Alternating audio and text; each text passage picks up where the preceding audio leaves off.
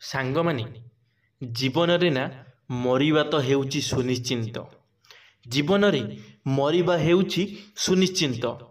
ଆମେ ଜନ୍ମ ନେଇଛେ ମାନେ ଦିନେ ନା ଦିନେ ଆମକୁ ନିଶ୍ଚିନ୍ତ ଭାବରେ ମରିବା ପାଇଁ ପଡ଼ିବ।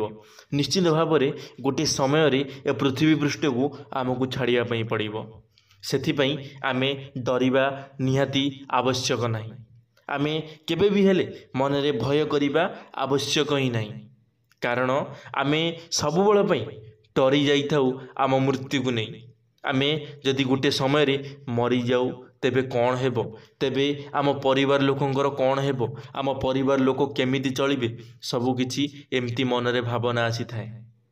ହେଲେ ଆପଣମାନେ କ'ଣ କେବେ ଚିନ୍ତା କରିଛନ୍ତି? କେବେ ଜାଣିବା ପାଇଁ ଚେଷ୍ଟା କରିଛନ୍ତି? ଯଦି ତୁମେ ତୁମ ପରିବାର ଭିତରେ ନଥାନ୍ତ, ତୁମ ପରିବାର କେମିତି ଚଳିଥାନ୍ତେ?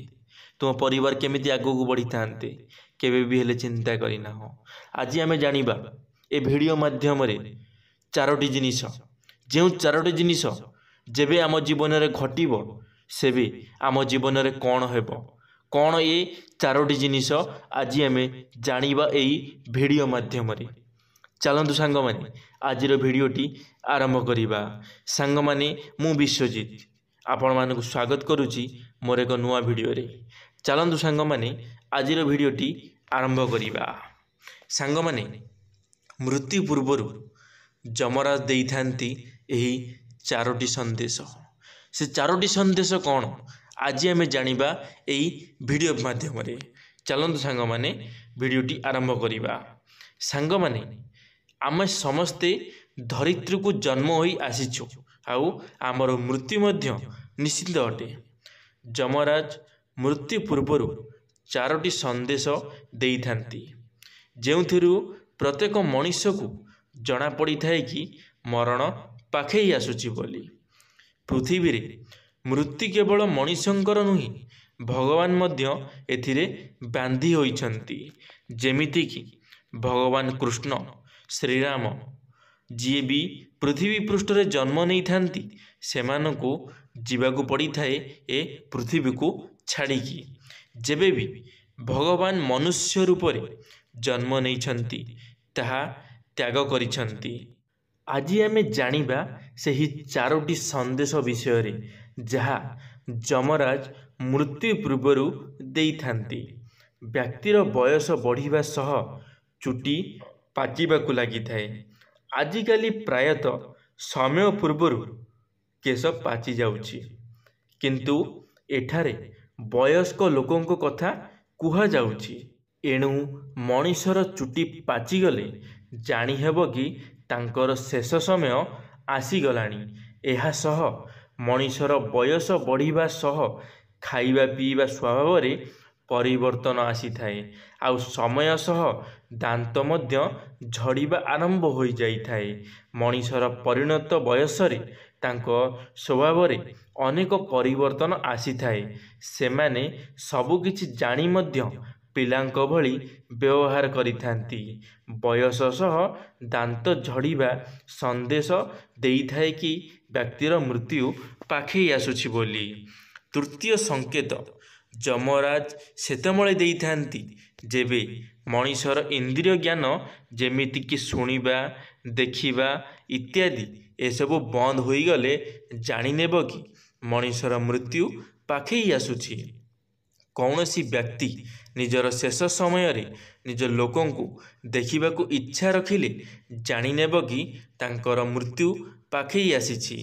ଭଲ ଭାବେ ନ ଦେଖାଗଲେ କି ଭଲ ଭାବେ ନ ଶୁଣାଗଲେ ମଣିଷର ଶେଷ ସମୟ ଆସିବାର ସୂଚନା ଦେଇଥାଏ। ମନୁଷ୍ୟର ଅଣ୍ଟା ଧୀରେ ଧୀରେ ବଙ୍କା ହେବା ହେଉଛି ଚତୁର୍ଥ ସନ୍ଦେହ। ମଣିଷ ନଇଁ ନଇଁ ଚାଲିଥାଏ, ସେହି ସମୟରେ ନିଜ ଶରୀରର ଓଜନ ବୋହିବା ପାଇଁ ବହୁତ କଷ୍ଟ ହୋଇଥାଏ। ଏଣୁ ମଣିଷ ଅନ୍ୟ କାହାରି ସାହାଯ୍ୟ ଲୋଡ଼ିଥାଏ। ଯେଉଁ ବ୍ୟକ୍ତି ଯମରାଜଙ୍କର ଏହି ଚାରୋଟି ସଂକେତକୁ ବୁଝିପାରି ନଥାଏ ସେହି ବ୍ୟକ୍ତି ନର୍କକୁ ଯାଇ ଯମରାଜଙ୍କ ଠାରୁ ଦଣ୍ଡ ପାଇଥାଏ। ତେବେ ଏହା ଥିଲା ଏହି 4ଟି ସଂକେତ ଯାହା ମୃତ୍ୟୁ ପୂର୍ବରୁ ଯମରାଜ ଦେଇଥାନ୍ତି। ତେବେ ଏହିସବୁ ଲକ୍ଷଣ ଦେଖାଗଲେ ବ୍ୟକ୍ତିଙ୍କର ଶେଷ ସମୟ ସୂଚନା ମିଳିଥାଏ। ସାଙ୍ଗମାନେ, ଆପଣମାନେ ଜାଣିଥିବେ ଆପଣଙ୍କ ଘରେ ନିଶ୍ଚିନ୍ତ କୌଣସି ବୃଦ୍ଧ ଲୋକ ଥିବେ, ବୃଦ୍ଧ ମା ଥିବେ। ଆପଣମାନେ ନିଶ୍ଚିନ୍ତ ଭାବରେ ଜାଣିଥିବେ ଯେତେବେଳେ ଆପଣଙ୍କ ଘରେ ଜଣେ କିଏ ବୃଦ୍ଧ ହୋଇଯାଇଥାନ୍ତି, ଯାହାଙ୍କର ଶେଷ ସମୟ ଆସିଯାଇଥାଏ, ସେ ପୁରା ତାଙ୍କ ବିହେଭିଅର ପୁରା ଛୋଟ ଛୁଆଙ୍କ ସହିତ ସମାନ ହୋଇଯାଇଥାଏ। ସେ କିଛି ବୁଝିପାରନ୍ତି ନାହିଁ ସେ କ'ଣ କରୁଛନ୍ତି। ଯେମିତି ଛୋଟ ଛୁଆମାନେ ଜାଣିପାରନ୍ତିନି, ଝାଡ଼ା ପରିସ୍ରା କରିଦିଅନ୍ତି, ନିଜ ଲୁଗାରେ ଲୁଗା ଖରାପ କରିଦିଅନ୍ତି, ଝାଡ଼ା ପରିସ୍ରା କରିଦିଅନ୍ତି, ସେହିଭଳି ବୃଦ୍ଧ ଲୋକମାନେ ମଧ୍ୟ କରନ୍ତି। ଆମ ଓଡ଼ିଆ ଜାତିରେ କୁହାଯାଇଛି ଗୋଟିଏ ବୃଦ୍ଧ ଲୋକ ଯେତେବେଳେ ଅଧିକ ବୟସ ତାଙ୍କୁ ହୋଇଯାଇଥାଏ, ସେ ଗୋଟେ ଛୋଟ ଛୁଆ ସାଙ୍ଗେ ସମାନ ହୋଇଯାଇଥାନ୍ତି। ଯେମିତି ଗୋଟେ ଛୋଟ ଛୁଆ ବର୍ଷେ 2 ବର୍ଷ 5 ବର୍ଷର ଛୁଆ ଯେମିତି ତା ପ୍ୟାଣ୍ଟରେ ସେ ନିଜ କପଡ଼ାରେ ଯେମିତି ଝାଡ଼ା ପରିସ୍ରା କରିଦେଇଥାଏ, ସେମିତି ଗୋଟେ ବୃଦ୍ଧ ଲୋକ ମଧ୍ୟ ସେହିଭଳି ସବୁ କାମ କରିଥାଏ। ସେ ଗୋଟେ ଛୋଟ ଛୁଆ ସାଙ୍ଗେ ସମାନ ହୋଇଯାଇଥାଏ ଗୋଟେ ବୃଦ୍ଧ ଲୋକ।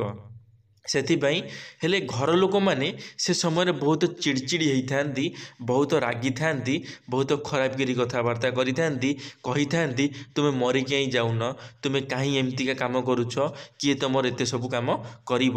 ହେଲେ ଯଦି ଗୋଟେ ଛୋଟ ଛୁଆ ସେ କାମ କରିଥାଏ, ତାହେଲେ ତାକୁ ସ୍ନେହ ଆଦର କରିଥାନ୍ତି, ତାକୁ ବହୁତ ଭଲ ଭାବରେ ସଫାସୁତୁରା କରାଇଥାନ୍ତି।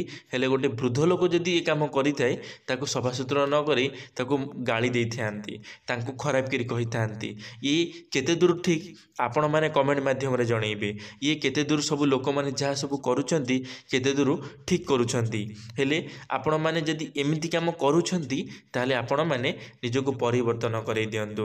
କାରଣ ଆପଣମାନେ ଜାଣିନାହାନ୍ତି ଆଜି ଆପଣଙ୍କର ବାପା ମା ବୃଦ୍ଧ ହୋଇଛନ୍ତି, କାଲି ସକାଳୁ ଆପଣମାନେ ବୃଦ୍ଧ ହୋଇଯିବେ। ଯେତେବେଳେ କାଲି ସକାଳକୁ ଆପଣମାନେ ବୃଦ୍ଧ ହୋଇଯିବେ ନା, ଆପଣଙ୍କର ପିଲାମାନେ ମଧ୍ୟ ଆପଣଙ୍କ ସହିତ ଏମିତି କାମ କରିବେ। ଆପଣମାନେ ଭାବିପାରିବେନି ବି ଆପଣଙ୍କ ପିଲାମାନେ ବି ଆପଣଙ୍କ ସହିତ ଏମିତି କାମ କରିପାରିବେ। କାରଣ ତୁମେମାନେ ଏବେ ତୁମ ବାପା ମାନଙ୍କ ସହିତ ଯେମିତି କାମ କରିବ, ତୁମ ପିଲାମାନେ ମଧ୍ୟ ସେଇଟାକୁ ଦେଖିବେ। ସେଇଟାକୁ ଦେଖିଲା ପରେ ସେମାନେ ଶିଖିବେ ତୁମଠାରୁ, ତୁମେ ତୁମ ବାପା ମାଙ୍କୁ କେମିତି ସ୍ନେହ ଆଦର କରୁଛ। ଯେତେବେଳେ ସେମାନେ ଦେଖିବେ କି ମୋ ବାପା ମା ମାନେ ତାଙ୍କ ନିଜ ବାପା ମା ମାନଙ୍କୁ ସ୍ନେହ ଆଦର କରୁନାହାନ୍ତି, ତ ମୁଁ ଯେତେବେଳେ ବଡ଼ ହେବି ତାହେଲେ ମୁଁ ବି ଏମିତି କରିବି। ମୁଁ ବି ସ୍ନେହ ଆଦର କରିବିନି, ମୁଁ ବି ବାପା ମାଙ୍କୁ ଗାଳି ଦେବି, ମୁଁ ବି ବାପା ମାଙ୍କର ଖବର ମନ୍ତ୍ର ବୁଝିବି ନାହିଁ, ବାପା ମାଙ୍କୁ ମେଡ଼ିସିନ ମଧ୍ୟ ଦେବି ନାହିଁ। ଏମିତି ଗୋଟେ ଛୁଆ ବି ଭାବିବ। ସେଥିପାଇଁ ଛୋଟ ଛୁଆଙ୍କ ଆଗରେ କେବେ ବି ଏମିତି କାମ କରନ୍ତୁ ନାହିଁ। ସବୁବେଳେ ପାଇଁ ନିଜ ବାପା ମାଙ୍କୁ ସ୍ନେହ ଶ୍ରଦ୍ଧାରେ ରଖ। କାରଣ ଗୋଟେ ବାପା ମା ଛୋଟ ଛୁଆ ସାଙ୍ଗେ ସମାନ। ଆପଣମାନେ ଯେମିତି ତାଙ୍କୁ ବୁଝେଇ ସୁଝେଇ ରଖିବେ ସେ ସେମିତି ରହିବେ। କାରଣ ତାଙ୍କର ଯେତେବେଳେ ଛୋଟ ଛୁଆ ସେମାନେ ତାଙ୍କ ଦ୍ୱାରା ବହୁତ କିଛି ଭୁଲ ହେଇଯିବ। ଯେତେବେଳେ ଆପଣମାନେ ଗୋଟେ ଛୋଟ ଛୁଆକୁ କ୍ଷମା କରି ଦେଇପାରୁଛନ୍ତି, ଗୋଟେ ବୃଦ୍ଧ ଲୋକକୁ ଆପଣଙ୍କ ବାପା ମାଙ୍କୁ ଆପଣ କ୍ଷମା କରିପାରିବେନି? ଆପଣମାନେ କରିପାରିବେ। ହେଲେ ଆପଣଙ୍କ ପାଖରେ ସେ କ୍ଷମା କରିବାର ଶକ୍ତି ଥିବା ଦରକାର, ଆପଣମାନେ ପାରିବେ। ଧନ୍ୟବାଦ ସାଙ୍ଗମାନେ। ଆଶା କରିବି ମୋର ଏ ଭିଡ଼ିଓଟି ଆପଣମାନଙ୍କୁ ନିଶ୍ଚିତ ଭାବରେ ଭଲ ଲାଗିଥିବ। ଯଦି ମୋର ଏ ଭିଡ଼ିଓଟି ଆପଣମାନଙ୍କୁ ଭଲ ଲାଗିଥିବ, ଲାଇକ୍ଟିଏ କରିବେ, ସାଙ୍ଗମାନଙ୍କ ମଧ୍ୟରେ ସେୟାର ନିଶ୍ଚିତ ଭାବରେ କରିବେ। କମେଣ୍ଟ ବକ୍ସରେ ଆପଣମାନଙ୍କର ମତାମତ ରଖିବେ। ଯଦି ଆପଣମାନେ ଆମ ଟକିଂ ୱାର୍ଲ୍ଡ ୟୁଟ୍ୟୁବ୍ ଚ୍ୟାନେଲରେ ପ୍ରଥମ ଥର ପାଇଁ ଆମ ଟକିଂ ୱାର୍ଲ୍ଡ ୟୁଟ୍ୟୁବ୍ ଚ୍ୟାନେଲକୁ ସବସ୍କ୍ରାଇବ୍ କରି ବେଲ୍ ଆଇକନ୍କୁ ଅଲ୍ରେ କ୍ଲିକ୍ କରିବେ। କାରଣ ଆମ ଚ୍ୟାନେଲରେ ଯେବେ କିଛି ନୂଆ ମୋଟିଭେସନାଲ୍ ଭିଡ଼ିଓ ଛଡ଼ାଯିବ, ଆପଣମାନେ ସର୍ବପ୍ରଥମେ ଦେଖିପାରିବେ। ଧନ୍ୟବାଦ ସାଙ୍ଗମାନେ। ଜୟ ଜଗନ୍ନାଥ, ଜୟ ମା ଶାରଳା, ଜୟ ଶ୍ରୀକୃଷ୍ଣ।